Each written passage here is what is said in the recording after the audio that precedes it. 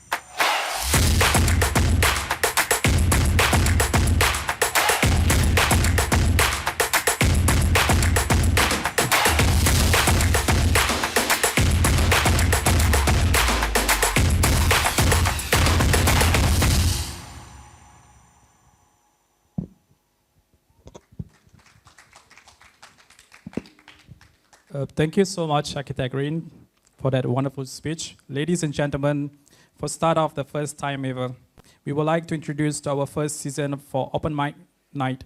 Here we would like to invite our Open Night presenter for tonight, Ms. Lim Jen Ying, to the stage to present her topic on inspiring place revitalizations of the historical riverine settlement. But before that, I would like to read some background of this presenter. Lim Jen Ying, a recent Master's Architecture graduate from University of Malaya, achieving the Gold Award of the ADA Awards 2023 with her thesis, Inspiring Place Revitalizations of the Historical Riverine Settlement. Jen Ying passionately explores the value and potential of her hometown, Sungai Petani, Kedah. The dedication earned her the opportunity to represent Malaysia at the ADA International in Chennai, India. Additionally, Jen Ying received a nomination for the RIBA President Medal Civil Award 2023. As an architectural designer, she focuses on uncovering the essence of each project for meaningful and high quality outcomes. Please welcome to the stage Ms. Lim Jen Ying.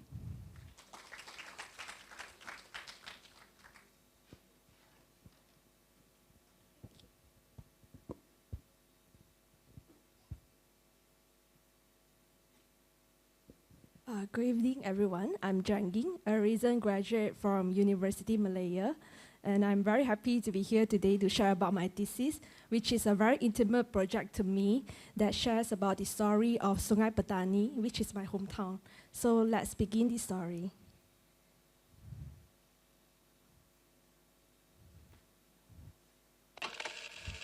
So long before the 90s, it was a riverine settlement.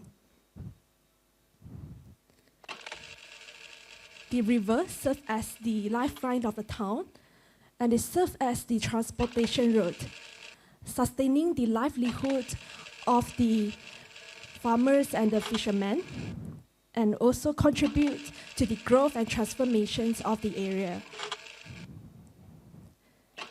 And under the shades of the old trees, people gathered and they shared the happiness under the old trees, and the passing trains connected us with excitement. And the backyards were the children's playground. It creates memory that shows the true spirits of our town. But sadly today, the river is neglected, polluted, and is dying. So I was wondering, how can I contribute to the place? The place where I call home, Sungai Petani. Located at the north of Malaysia, Sungai Petani was a historical riverine settlement started by the lifelines of the town, which is the river. And today, the river has lost its significance. What makes people forget about the river, the lifeline, the birthplace, and also the roots of the town? So now the urban fabric is disconnected, the river is polluted, and the image of a riverine city is lost, and the diminutive remnants of the cultural values will soon to be replaced in the course of the urban development. So the overarching issue here that I found is about the losing sense of place that causes the loss of identity, the social detachment, and also cause a dehumanized environment. So to solve this issue, I think that it is important to bring back the image of Sungai Petani as a riverfront city and also the town center. So the whole design process actually started from a macro level, a master plan that with the concept of adapt, connect, and empower. So firstly, to adapt is to reconstruct the landscape framework. So it is to leverage on the river and also the wetland ecosystem to create an ecological spine, and it will help to re-establish the linkage between the urban greenery, the water bodies, to the existing urban frontage. And secondly, it is about connect, which is to reconstruct the mobility and the public region framework. It is about to create the urban connector that will connect the old towns and the new town of Sungai Petani together, as it is now be segregated by an existing railway line. So it is important to bring these two parts of Sungai Petani together to form a complete urban fabric. And thirdly, it is about empower to reconstruct the community framework. It is about the regeneration of the pockets spaces for the community follies, and it is in the idea of to create a more inclusive environment for the local community. So the site is actually chosen at the convergence of the old towns and the new town, the convergence of the built environments and the nature, and the convergence of the past and the current. So it is where the river flows and the railway line crossing through. So the idea is to create an urban connector that bring all these segregated remnants back together again.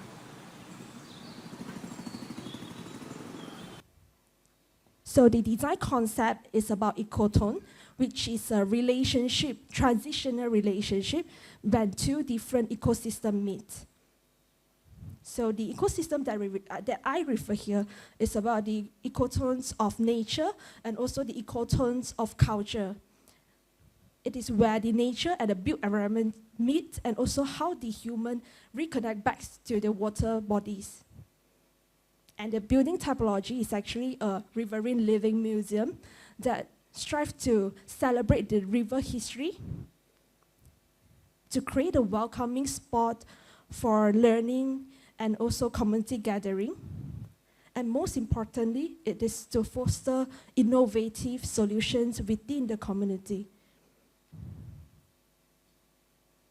So the design strategy started by solving the issues of the contrast relationship between the built environment and the water bodies. So it is to soften the water edge by creating a promenade, and the biosphere will help to filter and create a transitional relations in this relationship. And the idea of softening the water edge is further enhanced by responding to the tidal datum. So the promenade is further divided into 3 tiers to react to the high and low tides of the river. Next, it is to create an urban connector, as the two important parts of the towns is reconnected via a green gateway that is fully pedestrianized. It brings back the pride of Sungai Petani community that once upon a time the two towns was connected. And next, it is to link and discharge to create a street extension.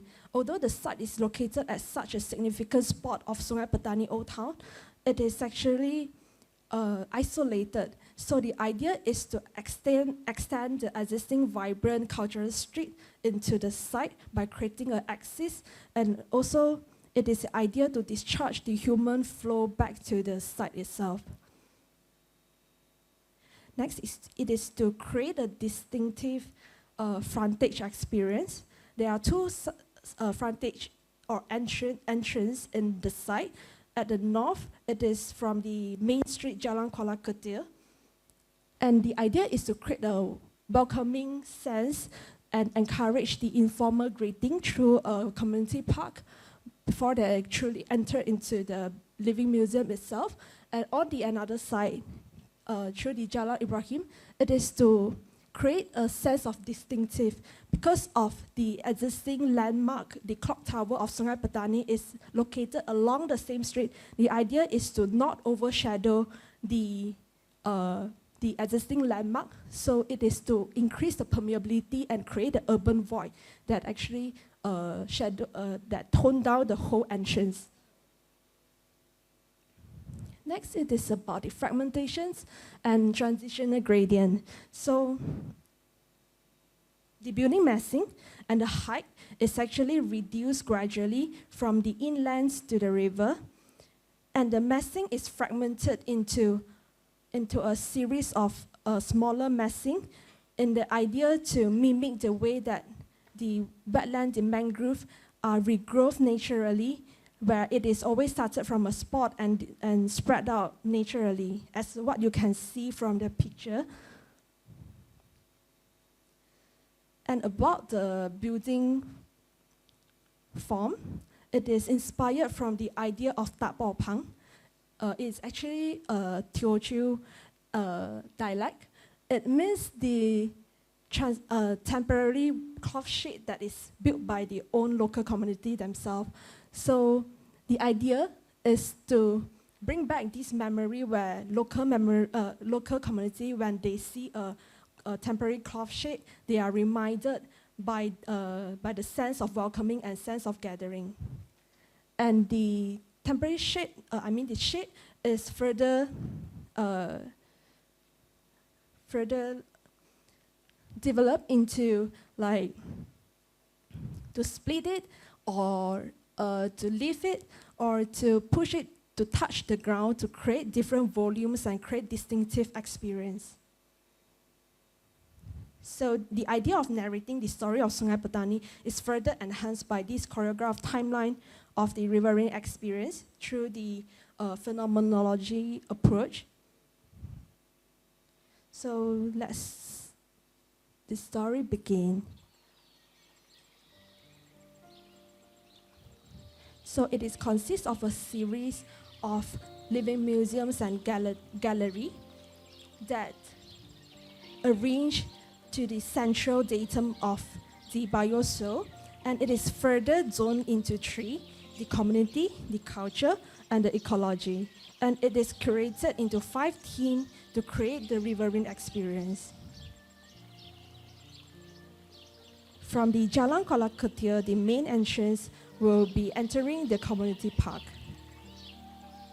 At the community park, it is a series of river-like valley that cut into the landscape to create a passageway.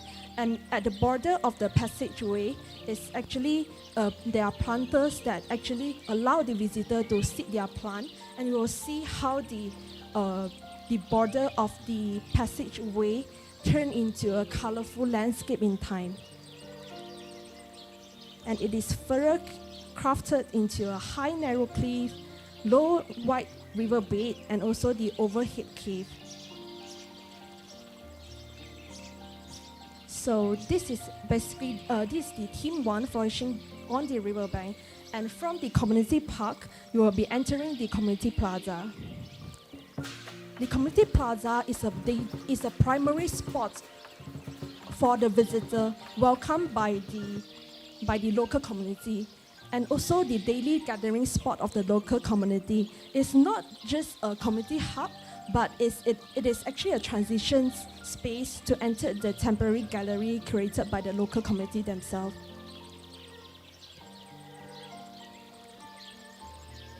Further into the community plaza, it is actually the community think tank. Over here, you will find a group of young people that just come back to their hometown, and it is a place for brainstorming and for the place-making idea, and also to coordinate on the community hub events.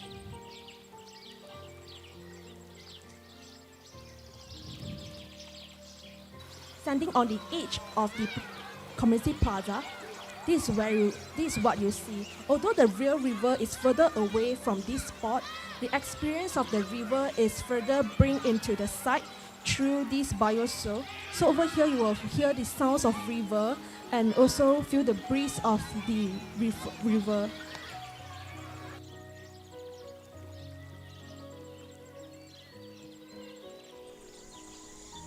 So across the bridge, you are entering an island called the Serukam Farm and Kitchen. Over here, you will find the fresh fruits and vegetables planted by the owner, Shin Tong, and serving as a natural food therapist.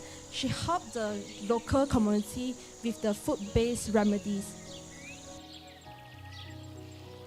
Over here, you'll feel the strength and resilience of the community.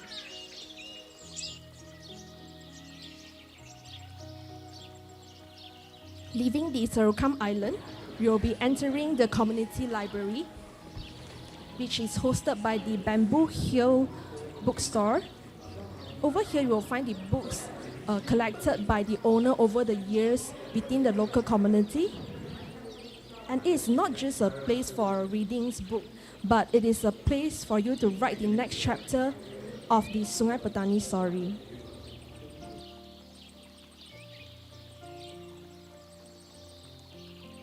Entering the Theme 2, the Riverine Tapestry, you will find a series of workshops that is integrated into the landscape.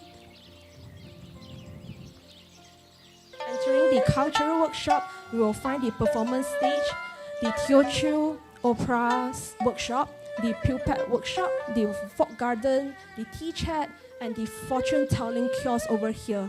By integrating the landscape under the shade, the sounds of the river flows and the breeze enhance the indoor quality. And the roof is pushed to touch the ground to create an intimate experience that encourages the human interaction. So this is a place where you will listen about the old story and the folklore in Sungai Petani from the elder generation.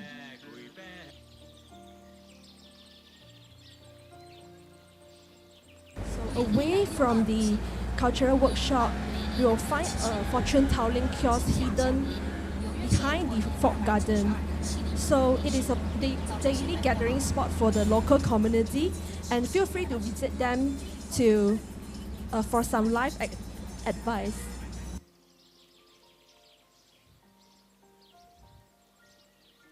Entering the Theme 3 from the Flow of Time, there is a main gallery and a railway plaza at this area. And the main gallery is actually a museum of everyday life where you will find the artifacts or like old items from the local community that is exhibited here. So it is a place where the untold story of Sungai Petani can be heard.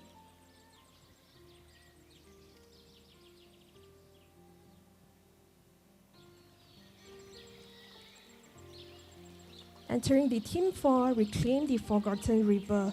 So over here you'll find a group of the river rangers and a river care center that educate and also to create awareness among the local community about the significance of river. They are not only educating and creating awareness, they are taking care of the river cleaning machine as well. So we'll find a sedimentation pond, a shallow water treatment channel, a deep water treatment channel, and at the end of the process, the clean water will be filtered from the urban runoff. So walking along the ecological park, you will see the whole process of how the urban runoff is filtered into a clean water.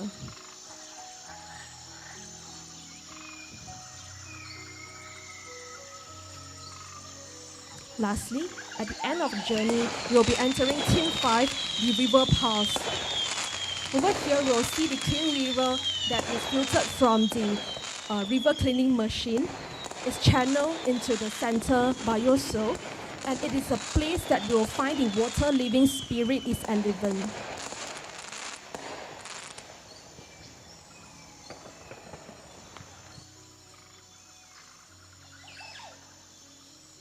And this is a story about Sungai Petani and also told by Sungai Petani. The inspiriting place, revitalizations of historical riverine settlements at the Sungai Petani Kedah. Thank you.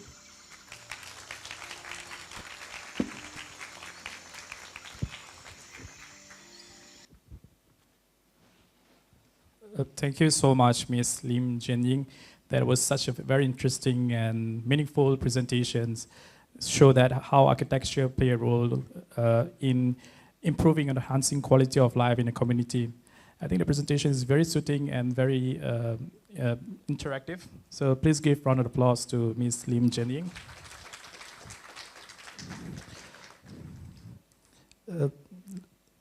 Moving on. So I would like to thank you today's sponsor, Mape Malaysia's Neighborhood, for their support of the event. And we would like to invite our sponsor representative, Mr. Yong Wai Kit, to have his product talk. Please join us on stage.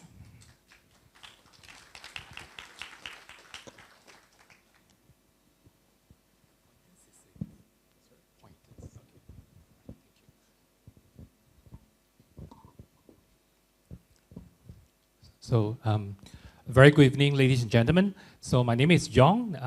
I'm actually the head of the specifications. So, it's a great honor to be the first sponsors for this Design Labs lecture series of the year. So, let's start. I don't want to delay your time, right? Right. I will play you introductions of MAPE.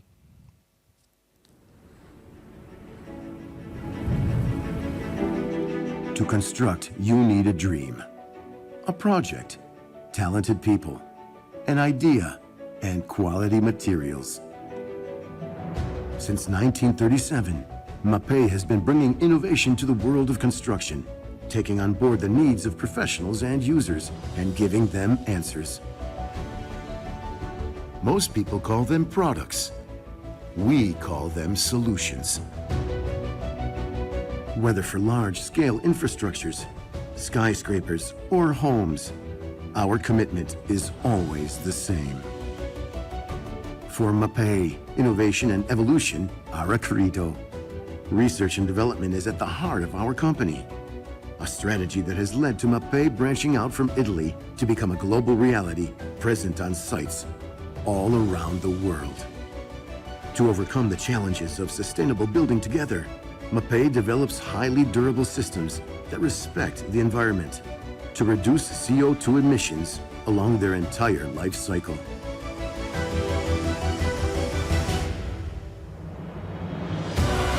Teamwork that extends to the communities around us, promoting the local territory, sport, and culture.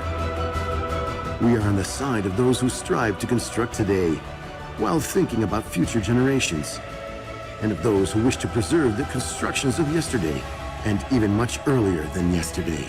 MAPE is out there in the field on every site, working with designers, installers, architects, construction workers, and companies. MAPE is always a partner you can rely on, whatever challenge you are facing.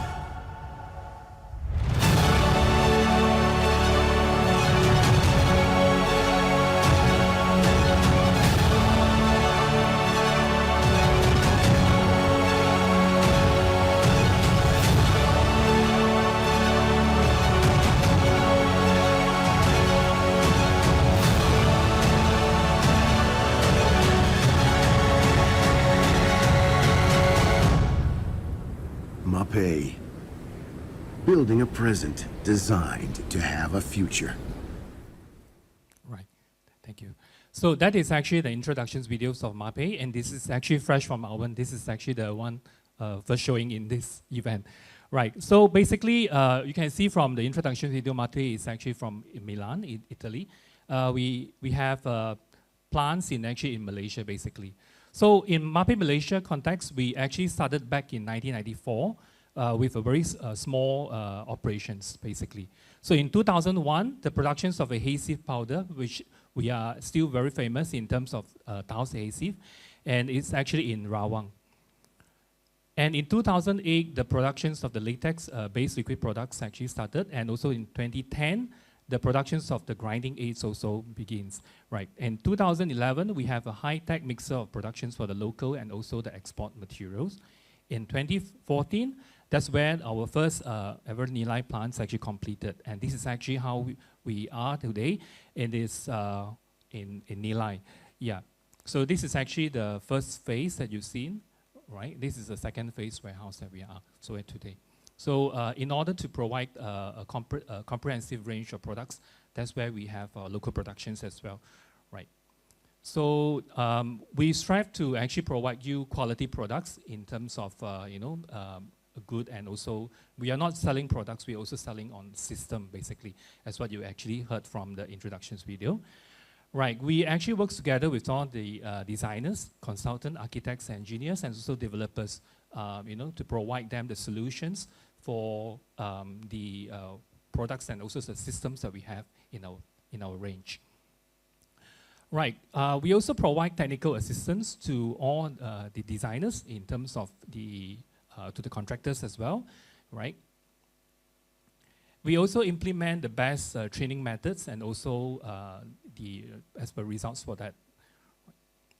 Right, sustainability is always our priority, in MAPE, and basically we actually buy over the carbon dioxide of the emissions during our productions. And we actually put in the monies into redevelopments of projects that actually involve in Indonesia and Vietnam as far. Right. So our products are actually also EPDs, and they are also low in VOC. We are actually in compliance to the environmental friendly and also in green products, basically. Right. In MAPE, we do have 24 product lines as of today, right? And then more than 6,000 products in our range of products. So as you can see from this diagram, it shows you the 24 product lines that we have. But not all are being brought over in Malaysia. We only have less than that, maybe 14 to 15 product lines. And that including the products of ceramic, tile adhesive, waterproofing, and also concrete repairs products, sport flooring products, and so on, and also the floorings product as well, basically. Right. For that, on the waterproofing notes, I would like to introduce you a product that's called PerTop 1000. And basically, this is actually a rapid set spray apply waterproofing system. Right? It's a membrane that is actually sprayable and is in liquid apply system. And it is, you can actually achieve the waterproofing immediately after 2 minutes, and rapid set to foot traffic. It's open for foot traffic after 20 minutes. And this product has got very high crack bridging properties. In terms of the static, it is actually more than 2.5 mm.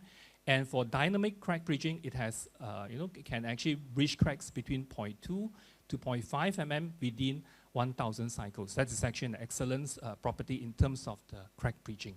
Right, and it's easy detailing because it's spray on. It's actually follow the contour of the substrate, right? And because of that, it is also UV resistant. Basically, you do not need to top up with protection screen. And so this is actually an exposed system, especially if we are going for refurbishment works. And also it is also best for projects, for new projects as well. But this is actually a more superior product. Of course, today when we are having a presentation to an architect, a developer firm, the first question he asked, you see our products have so many, right? The first question he asked, what is actually, you have low, you have high performance system. Are they the same, basically? Basically, they are not. Just like, actually, what you pay is what you get. That is actually very fair in this world, right? So, but it doesn't mean when we're providing a lower or economical system, it actually will fail, right? In, let's say, the warranty given is 10 years, and it will fail at 10 years one day.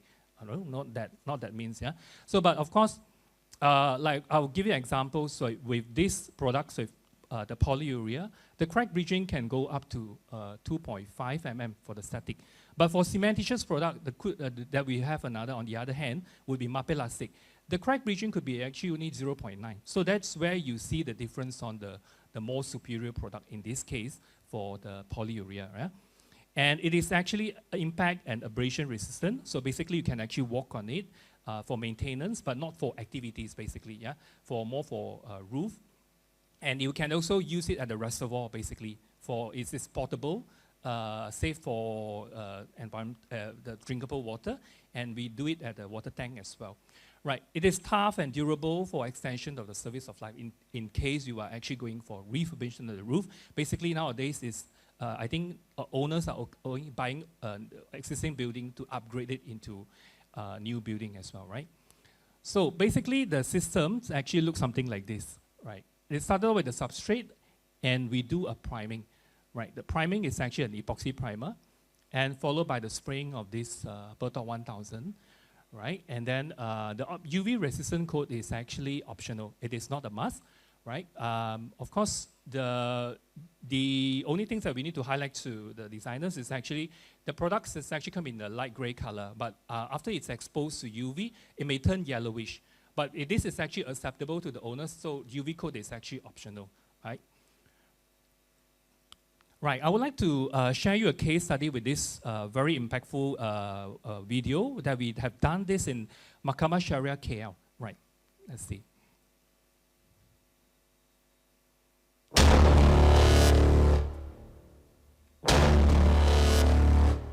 So the existing building itself has got leakages And it was using liquid applied membrane, those days a black color product, with a protection screen and various types of substrate.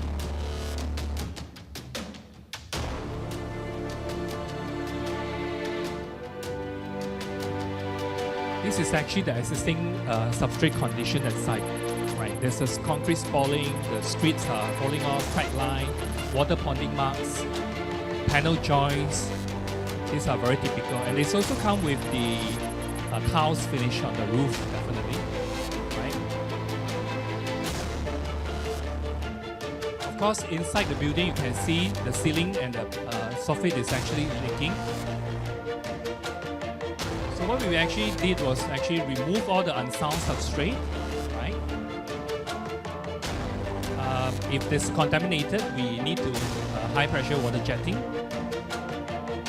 So these are the surface requirement. We actually call CSP 4 to 6.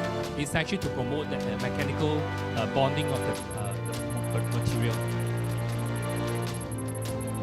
So in MAPE, we have a privilege. We also have the supplement products to actually repair all these concrete structural failures. Right. Right. To make up the gradients to fall, we can actually use epoxy mortar to make up the level, right? Wherever ponding or depression areas to re-profile back. And we start with the primer after that. Right, this is actually after the priming. So we have done all these necessaries using our repair materials, right?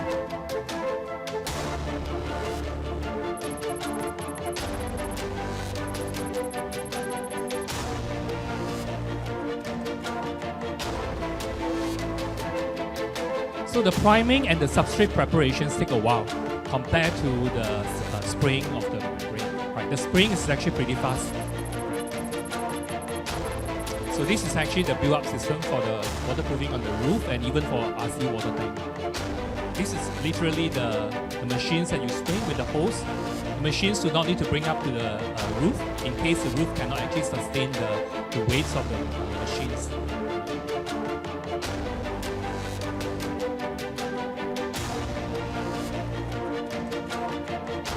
This is actually the completions of the RC flat roof with total areas of 7,000 meters square for this Mahkamah Syariah in KL. And these are the rest of the projects that we are doing. Another one to highlight is Masjid Negara. With actually the dome also using our Top 1000, and they actually stick with the mosaic tiles, right? So with that, I will end up with our project reference in Malaysia, the video to.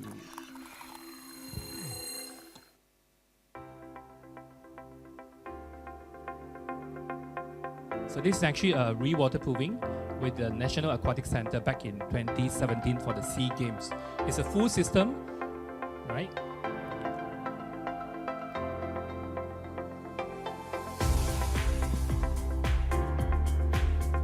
Yeah, this is actually the flooring that we have done, the epoxy flooring, Asia HQ, the red, they call it red house. St. Regis Hotel.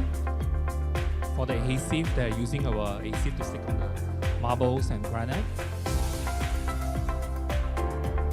Flooring for all this, we are even into semicon floorings as well, right? In the northern now, cooling.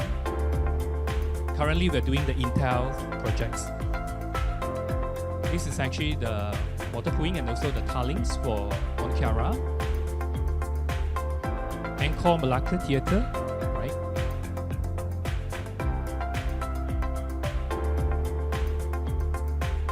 The Golden Bridge, if you are actually seeing the flagpole at the moment, is also supplied by MAPE for the adhesive on the waterproofing as well at the flagpole now at this near to the bridge. This is actually another sport flooring that we actually, it's a CSR program that we actually do for the school. Cotorial Plaza KL Hotel. This is on the concrete repairs on the jetty of Pulau Tioman.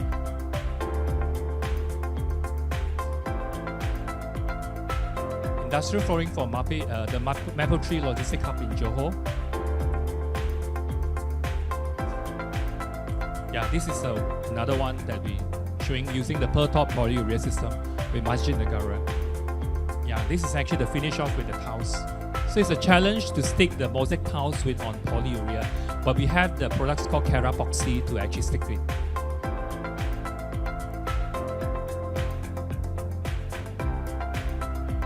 Bungalows, right, the floorings, this is actually using the ultra top overlayment system. It's a natural finish.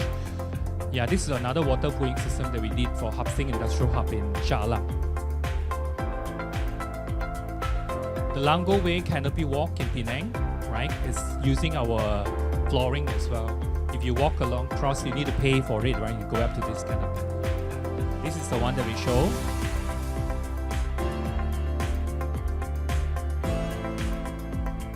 Spot floorings, right? We have the adhesive to stick the artificial lawn, right? You see the spot floor for the tennis court and all that.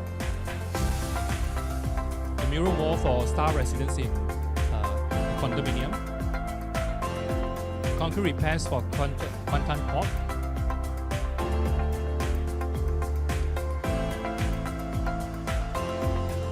Even the drawbridge for the Terengganu, it's like the London Bridge, right? Yeah. For Lala Port Mall, using our adhesive.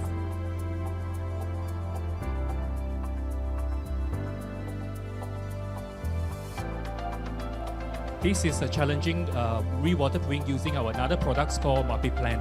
It's a TPO membrane. Yeah, I see the how slanting the roof is. Another one is actually KL, Eco City KL, on the Tower AC. Sarawak Museum using our tiling and also this cementitious flooring as well.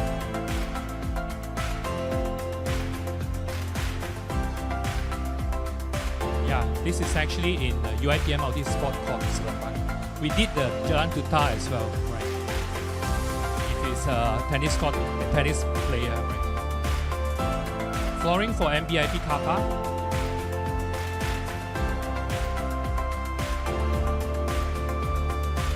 This is actually products for IBS.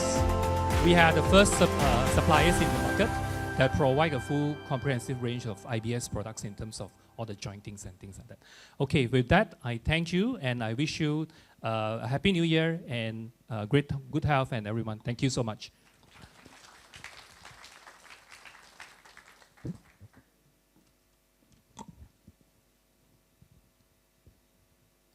Thank you so much, Mr. Yong Wai Kit, for that very informative presentation and sponsoring this event for tonight. Without any further delay, let me introduce our main speaker of the evening, architect Novriansyah Yakub, or well known as architect Riri Yakub, to invite him on stage to present on Atelier Riri design. But before that, let me introduce our speaker. Architect Riri is the founder and principal architect of Atelier Riri, an architecture firm designed in Jakarta. He's graduated from Pancasila University in 2003 and continues his magister in Trisakti University. He began his architectural debut in 2005 before started his own firm, Atelier Riri. In 2010, this firm has been produced with the work of architecture, interior, landscape, and product design. He always focused on how to connect the life surrounding and the sustainable design minded within a contemporary solution. Until now, he has a lot of national achievement, included our candidate, the Best Employee Compass Kramedia in 2007, first winner of Bintaro Design District BDD in 2022, first winner of Taikin Design Awards 2020, IAI Award for Grand Travista and Savo Linear Townhouse. He also nominated in IAI Beaton Awards in 2022 and People's Favorite Booth of Architect ID 2023. In international achievement included are nominated as Aga Khan Awards in 2013 for Kiri's House project published in international websites like Arch Daily, Archelo, Dwell, Design Boon, Cube Magazine, Mark Magazine, etc. All those work reveal a deep concern on reliable function without set aesthetic values aside. Please welcome on stage architect Riri.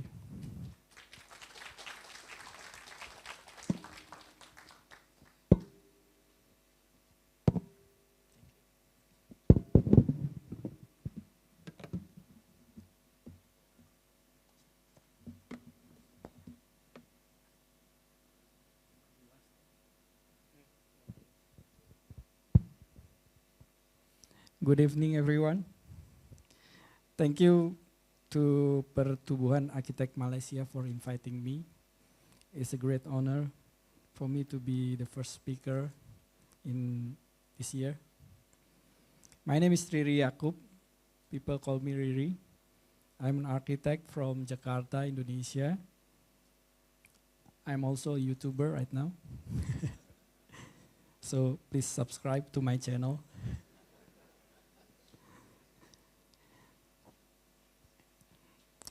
Okay, rethinking modern architecture in a contemporary solution. I will share this presentation with two different languages. First in English, of course, and secondly with Bahasa. Is that okay? Okay. Yeah, Bahasa same like Melayu, right?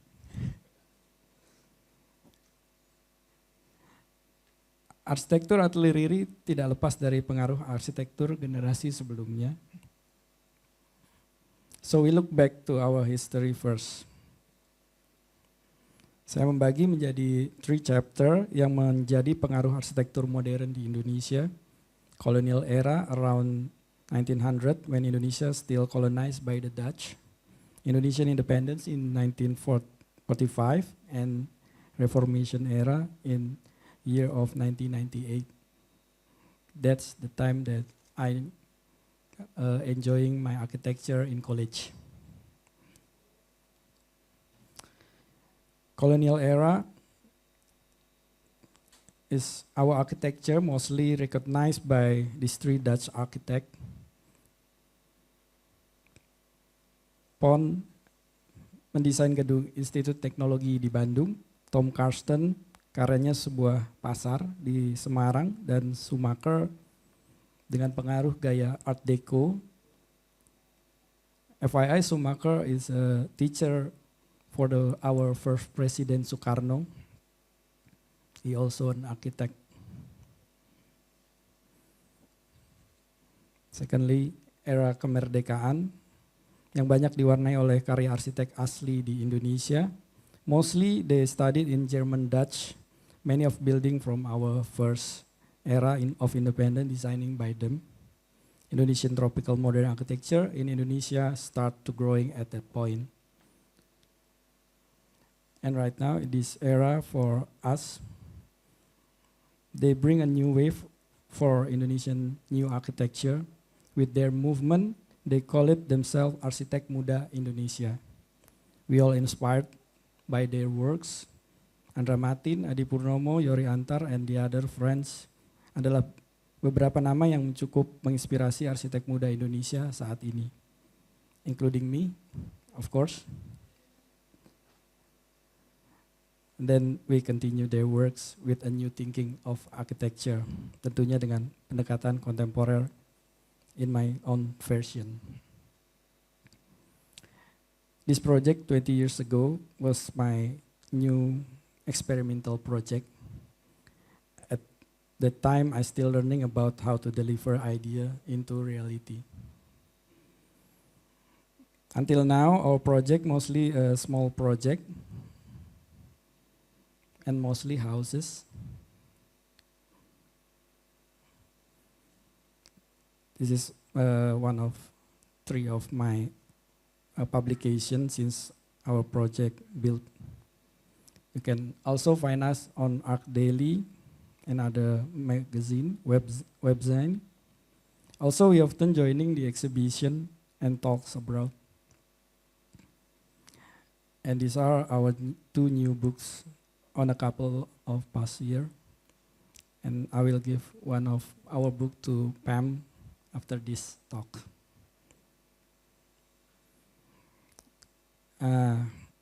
Arsitektur Atelier Riri memiliki 3 prinsip utama, yaitu sustainability, contemporary, and practicality. First, sustainability, it's all about to make our building more adaptive in the context with sustainable approach. How we make a good architecture for our user, budget, and also environment. Please underline the budget. Secondly, we call it aspek kekinian or contemporary aspect. We do love to play with many materials, tentu dengan menyesuaikan terhadap konteks, lokasi, budget tadi, dan selera dan identitas dari owners. And then lastly, this our approach for practicality. We do need to think practical practice in Indonesia. And 2 of practicality solution that we always do is all about spatial and visual to give an experience, different experience, to give a beauty and something unique.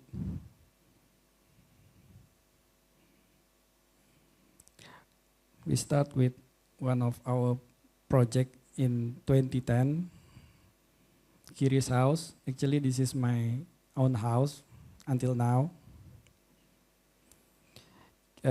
Kita memulai dari pendekatan practicality ini karena Kiri's house means left in Indonesia, in Melayu also. Yeah. And Kiri is my own son, my name of my own son.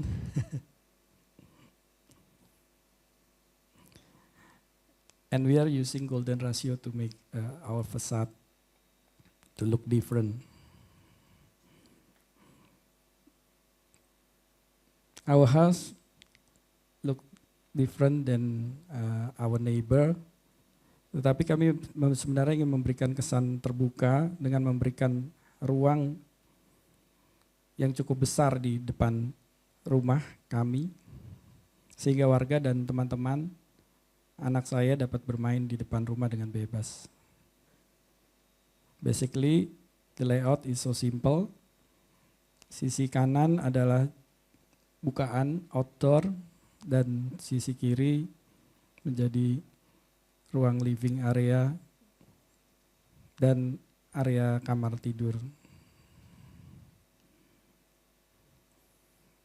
Rumah ini hanya memiliki lebar 6 meter dengan kaca besar di antara outdoor dan indoor supaya kaca itu bisa memberikan rasa ruang tetap menyatu meski satu sisi menjadi ruang luarnya. Actually, this is our first office in 2010 dan staff saya duduk di bawah tangga itu. And this is our bedroom. Don't have any partition to our bathroom until today. Because me and my wife love to talk much in our short time in room. So we don't need door. Because of the budget also. My room facing to the east because of the back of the house, so my dream was I want to have room facing to a sunrise. But sadly my neighbor blocked the sunlight right now with their high roof. Second project, this is my sister house.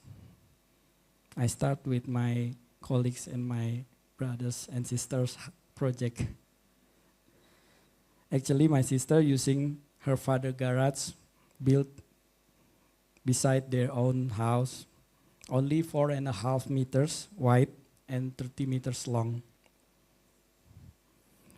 Ide saya adalah bagaimana membuat rumah ini menjadi murah, more cheaper, because my sister told me they don't have much money to build the house.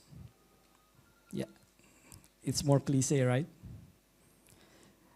Kami mendisiplinkan struktur menjadi 2 grid, yaitu utility grid di sisi kanan dan living grid on the left. The storage and cabinet will be the separator of that two grids. Facade material also using cheap material. We are using cement bricks and panel calci board to reduce the cost. This is the inner court to break the house into two blocks so we can circulate wind and provide the natural light inside the living room. This is the dining room and living area separated by a built-in storage, kitchen and other storage. At the level 2 also in the same grid. We do give this house an experience of inside and outside after the stairs. They will get into outdoor balcony first before entering the bedrooms in the second floor. This is the main bedroom in the second floor with strip window. Seperti yang kita lihat di fasad depan. We move out to next project, Earth Dwelling, taken by the name of the owners. Rumah ini adalah eksperimen kami pertama dengan cargo containers, 4 containers bekas kita beli untuk dijadikan rumah. Kontainer tadi kita compose dengan conventional concrete structure menjadi massa bangunan.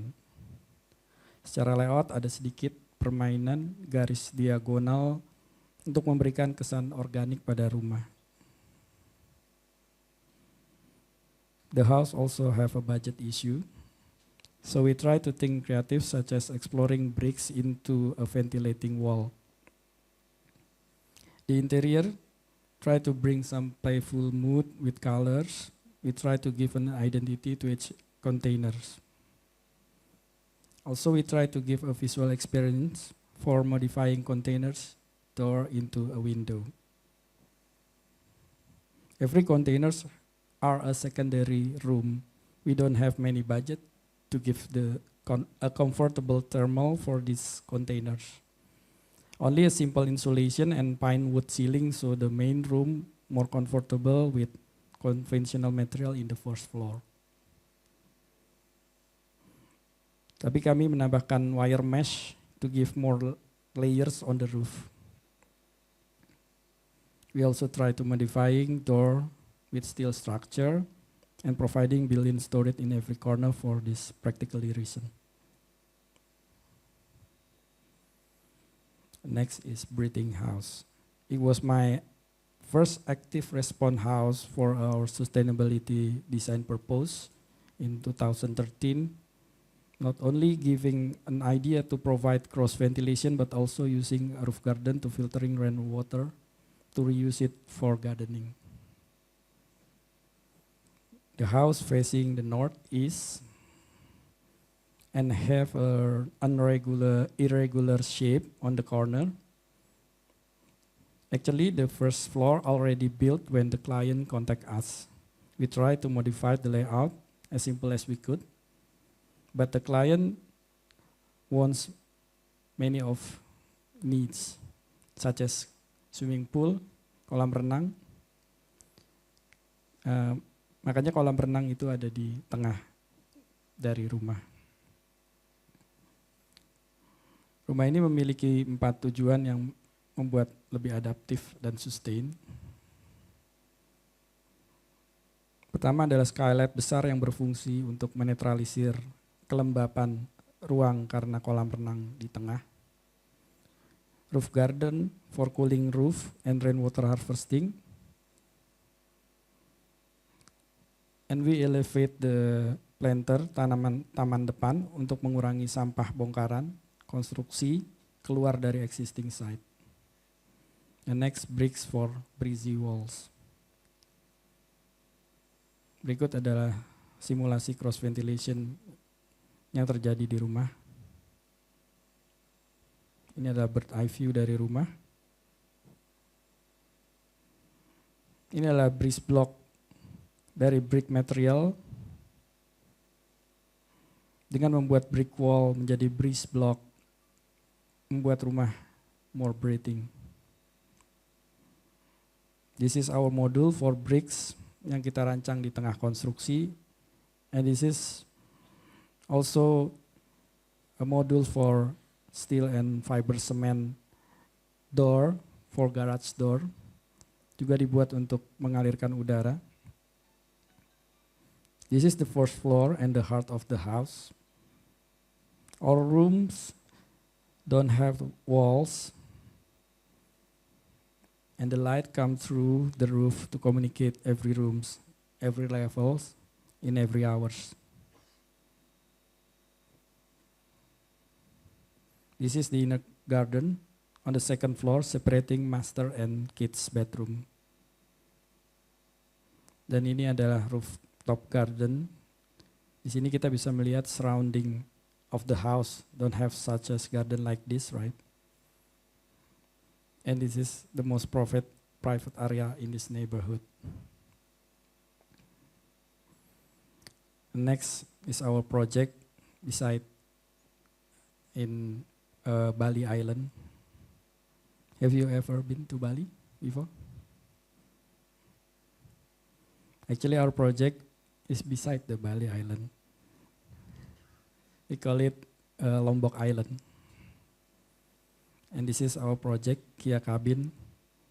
It's a small compound yang berada di Lombok dan berlokasi di depan pantai, near the beach, yang terinspirasi dari karakter rumah lokal di sekitar site. Sehingga bangunan dibuat lebih majemuk, mengikuti bentuk bangunan sekitar. Only 4 square meter land, and we provide with a different 4 cabin to give a different experience. And this is the area. Each building only 15 until 30 square meters. At the center, we provide a communal pool, swimming pool, and every cabin has a different layout depending on the potential area and views.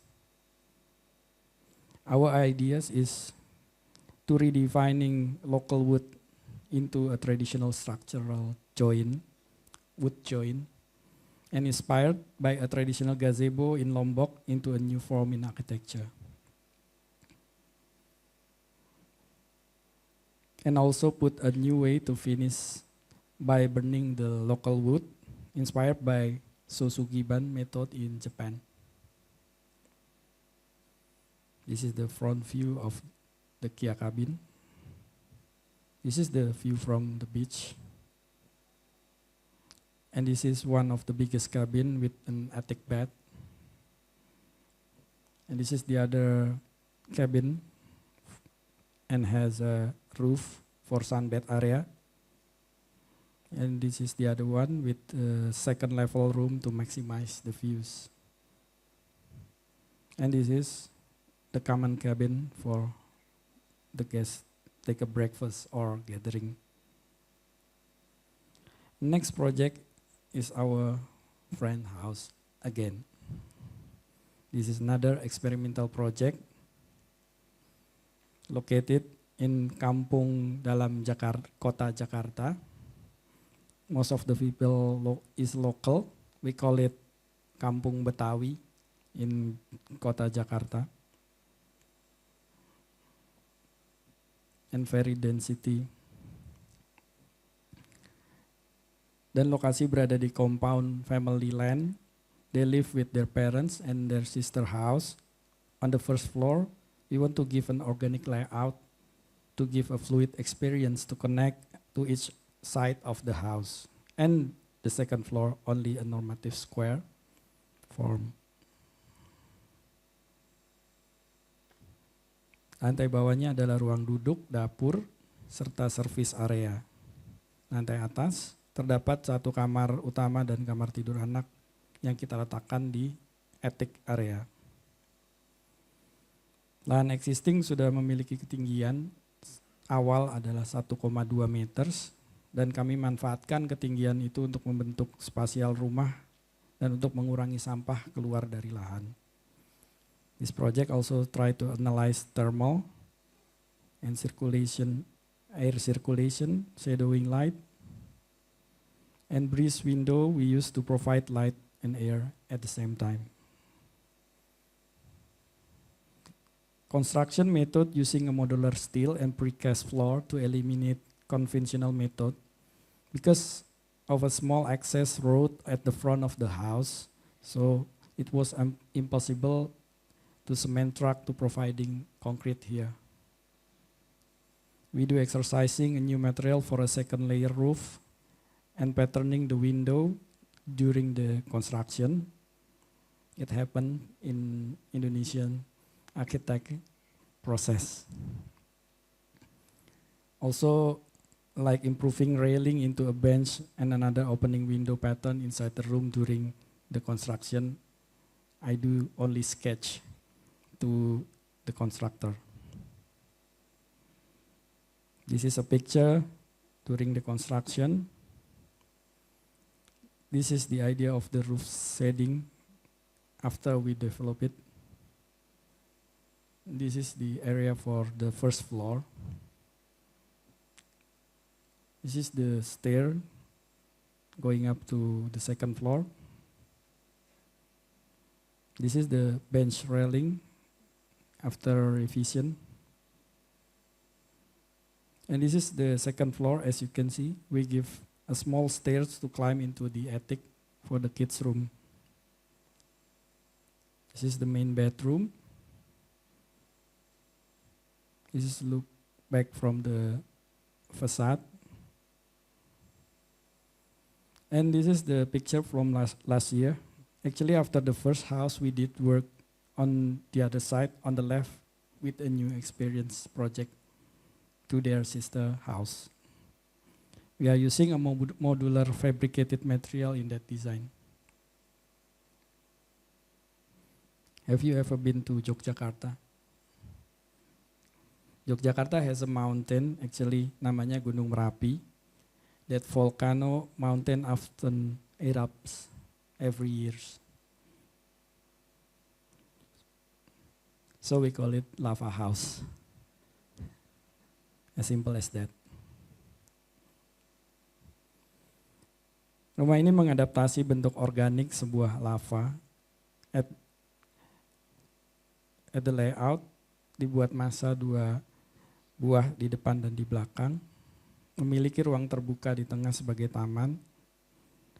Dan ruangan itu bisa ditutup sewaktu-waktu ketika volcanic eruption does happen. This is what we do with the roof to providing shadow to the inner court. We curve this conventional roof. This is the front facade. We try to redefining a traditional house that we call it joglo in Yogyakarta into this kind of modern shape. Try to be humble as we can. We use a local brick also to give an identity for the house. This is the entrance area, the corridor and the ceiling. We try to separate so we can try to a new experience for the user. It's like a different space, but at the same time, it's still connected. This is the inner court with an attraction of the stair shape. And this is what happened in the inside of the stair. The wall bricks still part of the interior. And this is the one of the interior view in the second floor.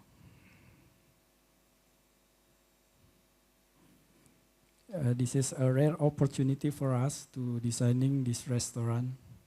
This restaurant is a durian restaurant at the heart of South Jakarta. And on the land has an existing building. As you can see on the yellow walls, we try to conserve the existing building.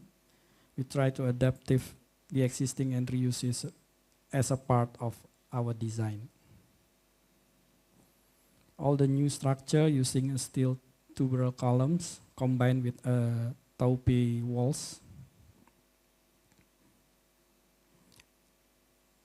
And we try to give a new experience untuk bersantap durian dengan feel semi-open and casual space. Kita membuat komposisi natural dan modern dengan menggunakan kayu dan baja, steel and woods untuk menyatu dan terekspos secara terbuka. This picture, as you can see, on the right, komposisi old building and new building.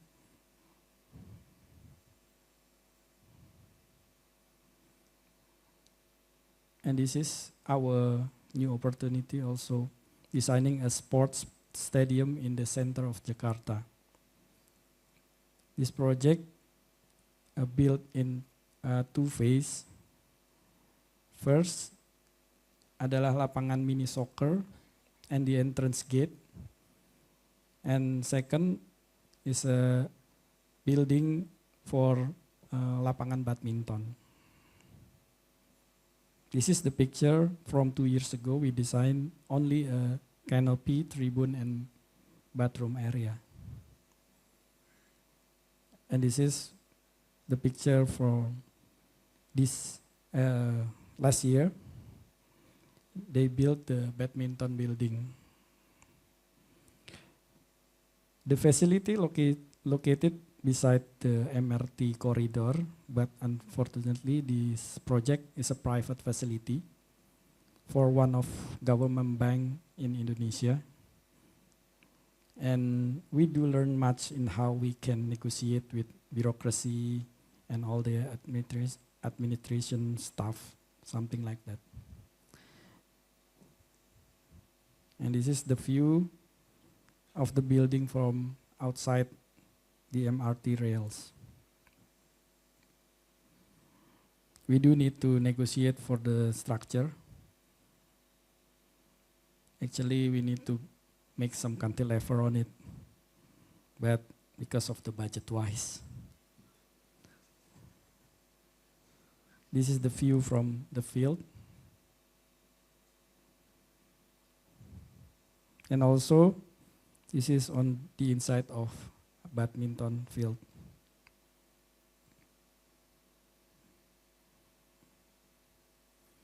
Next, saya akan sharing cerita mengenai project installation project that we joining last year. Jika on ID installation. Dengan menanggapi isu identity, we collaborate also with MAPEI Indonesia. Actually, this is MAPEI booth in that event.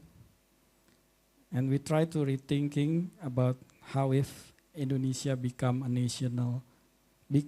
nation without colonialism. So we do some research, how entrants can be responding in a traditional way, like we need to bow first. And this is the interior, trying to explain nature of Indonesia, which is so beautiful. And this one is part of the ceiling in the interior. And this is the exterior pattern that we imagine as a vibrant of Indonesian people. And lastly, this is an installation also for Bintaro Design District last year. Many of you came to Indonesia to see our installation, this installation. This is installation inside our studio. Actually, we try to insert a new space to meet some exhibition space.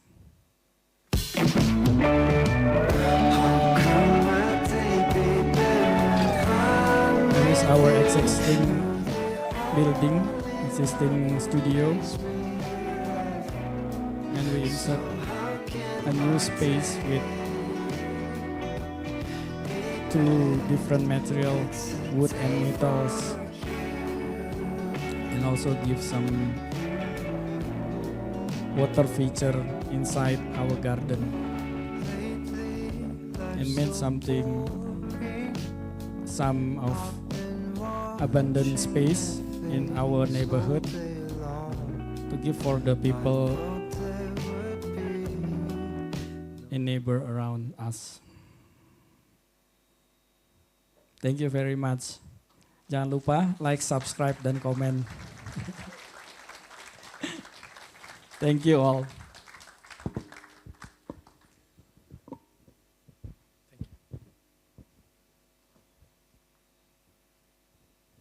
Thank you very much, Architect Riri Yakub. Right now, we will open for a Q&A session. A QR code will be displayed on the screen for those who have questions. You may scan on the screen and post your question. In the meantime, I would like to invite Architect Riri Yakub on stage to be seated, and Architect Rain to join me on stage as well.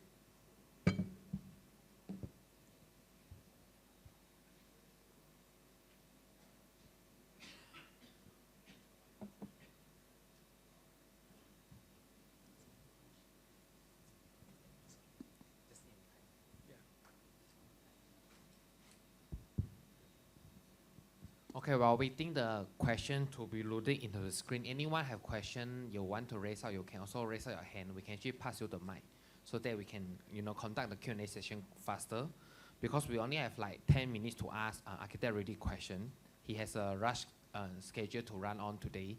He bring his whole team here to visit Malaysia as well. So we hope their whole team enjoy Malaysia hospitality, and as well as can get to see the buildings and architecture that we in KL offer to them. While waiting for that, I have one question for myself. Because early on the presentation, you show on the historical architecture, like a very well-known architects from the past in Indonesia. So I was wondering, are there specific cultural or historical influences integrated into your design strategy or your design exploration? Any historical that influence you, that you've taken from the previous, the past? Okay. Maybe most of my influence is from young architect Indonesia, that we call it AMI, Arsitek Muda Indonesia, that give us many of membuka mata saya melihat bahwa arsitektur itu ternyata tidak hanya masalah teknikal, tapi memberikan banyak opportunity buat bisa lebih mengeksplorasi ideas, and then creativity also. And then actually my history is from since I graduate, I don't think I want to be an architect. So many of Arsitek Muda Indonesia inspired me in that day, and I become architect. Right until now. Thanks, Architect Rini. I think you mentioned one important keyword that you, as a young architect, as well as all the peers here, that young architect inspired you, and you are here also to inspire everyone. So thanks for your sharing. There's a few questions asked in the Slido, and they are quite similar. One of the main questions that also I wanted to ask is that you have shared us a few projects, and especially the lava house and houses that you do for the community. macam mana you dapat idea and how do you redefine architecture, especially the lava house? It's so interesting, you know. Macam mana you can convince client do this curve, you know, do this ramp, and then if I do in Malaysia, they will say, you know, maha, and this space cannot use, I don't want. So how do you do this? I would like just to add to that. I mean, I saw the golden triangle that you started with the golden triangle, the golden ratio things. So that is one of that question that I will ask as well. I mean, how you started the design ideations of, what is the inspiration of that? I think if we tell our client the idea is cheaper at the first time, it will give a new opportunity to them. And after that, after redesigning, after a long time process, and then the contractor release the budget, and wow. But we can persuade them to give something like, we need to talk to the contractor, adjusting the ideas, change the materials into a cheaper one, and then, actually, Indonesian client love to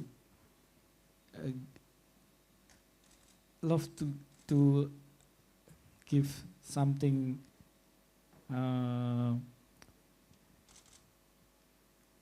cerita-cerita yang indah untuk rumahnya. So they will believe us. Okay, I think Architect Rini reminded me of what Architect Potanke, our previous speaker from Japan, a very important thing. They don't really convince client about the concept, or they don't really persuade. They're actually sharing story. You pagi dia cerita. They are sharing story of how this design form, and then eventually this story can actually explain to their neighbor or their friend who visit their house. Is that the main thing that you actually do as well? Yes. Telling story is more lebih bisa memberikan jawaban yang lebih menyenangkan buat klien in Indonesia. I think that indirectly answer the question, one of the from the audience on the how to convince client to buy your idea, accept your design proposal, especially in terms of costing. So for architects, we are very common. I mean, we are always limited by our clients to have this certain budget, but on our own intentions, we will have our own design ideation that we want to. So I think like what you explained just now means you cerita macam the good things to want to convince on the client on like selling the ideas, not just looking at the budget limitation, but also to look at the cerita-cerita indah on the design. Of course, we do need to think about estimating our idea with their budget also. So it will not too much different prediction at the end. Okay, one more question from the audience. With some of your design being open, especially I think the lava house, and also, on the ground floor is open, the integrations of the natural elements. Do you have any issues with the insects entering the house, or do you have any strategy on how do you avoid this kind of pesticide or insects in the house? Actually, the house has two different areas, semi-outdoors and indoors. So we try to separate the space. The semi-outdoors is only at the secondary area, and the indoors-outdoors is the main area for the living area, and then dining, kitchen, and also all the rooms. It can be sterilized by the windows and the doors. So they have issue about volcano that I said before. Every volcano eruption, it will come a dust in every, I think, on 5 and 6 days. So they want us to design the house separately restricted from the outside and the inside. Thanks for your answer on that. I think another interesting question that our audience want to know is that you have shown us a lot of interesting projects, especially on lava house and the house that actually built with all the additional round concrete column due to the budget. Your sports center. So how do you actually overcome the challenges when you do this having technical or constructor issue? Yeah. You discuss with the contractor or macam mana you solve? Ya pasti di praktek di Indonesia kami arsitek harus sangat communicative with contractor, and we do supervise in every time that they call us, and we do some improvement during the construction, so we can improve every time during the construction. But because if we only depend on our drawings, we can give new details, new ideas to answer the problem of the site and the user. So communication is more important. And then in Indonesia, good contractor is a must. So not only a good architect, we don't need to be a good architect, I think, in Indonesia, but a good contractor that we can deliver our ideas is so important. Yep, I do agree on that. In terms of communication skill within the all consultants and also the contractors, we need to have like a strong mutual agreement on the drawings and everything or work progress on site. One question. Just wonder, I mean, do you have any constraint in setback method during your design, which we're not sure in Jakarta or Indonesia, but in Malaysia we have a setback limitation. Yeah, so within the boundary there's a certain regulation law that you have to comply on the setback. So how is it for you? Yeah, actually in Indonesia, same like in Malaysia, we have regulation for setback for building areas also. And many of our design, we a little bit violent with the regulation. For example, like my sister house, actually, the project we got nominated for award, but because of the surface area become a border of the front facade, so yeah, that's the reality. So I learned from that project. I don't want to take a risk for the regulation anymore. Okay, thanks. One of the things that I want to share with everyone here is because when we actually select a few speakers for our design lecture series, we actually come across a few interesting profiles. And one of it is Architect Riri. It's like an influencer, you know. Everyone can click into his Instagram. It's like 100,000 followers. And then when we click into the profile, then we realize Architect Riri did so many projects like what he showed just now. And most of your project is small scale project. Is there any specific reason you do this, or you lebih susah to explore small housing, or kalau you given bigger chance to do big project, you also do? Any favorite or any main reason why you do all small housing? Yeah, actually, in my opinion, more bigger the project in Indonesia, more smaller opportunity to get our ideas into reality. So I think it's the same happen in Malaysia. Yeah. But that is not my purpose to get a small project. And as you can see, on the couple of past year, we got some more bigger project and a more public project. And also, I just want to keep that if we do designing their project or client project, we need to have the opportunity to give match the idea, not only because of the budget and client's needs. So that's our principles in our practice. All right, okay, thank you for that. I just wonder, how do you promote yourself, or like how do you promote your atelier? Because you're mentioning that you're involved in actively in YouTube and also Instagram. So how do you commission your client? I mean, do you find your client or your client come to you? How do you promote yourself? Yeah, last week some clients came to me, and in the first meeting, they want to take a picture with me. Influencer, faster take a photo. Okay. So that's the first step.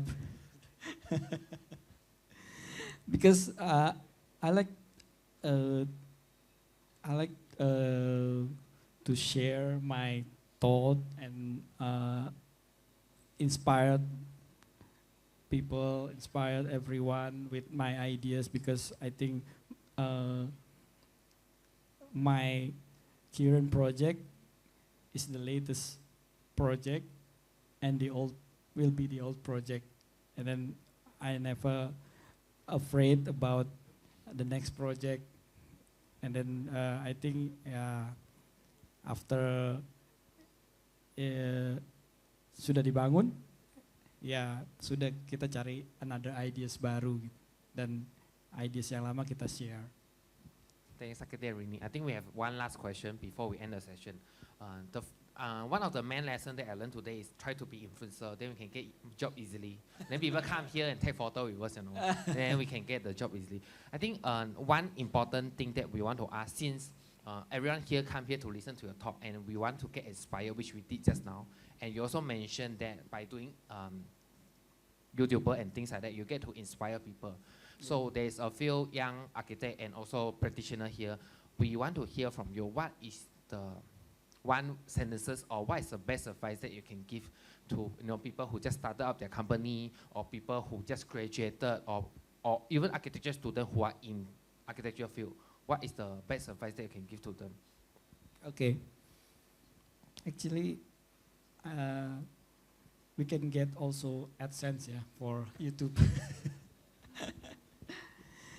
Yeah, I always told in every lecture in Indonesia to a youngest architect and also student that being an architect for me is like a choice of life. It's not only a choice of job. So if you want to be an architect, yeah, you just enjoy it and you inspired all the clients also, and then all the people around us. That's my thought.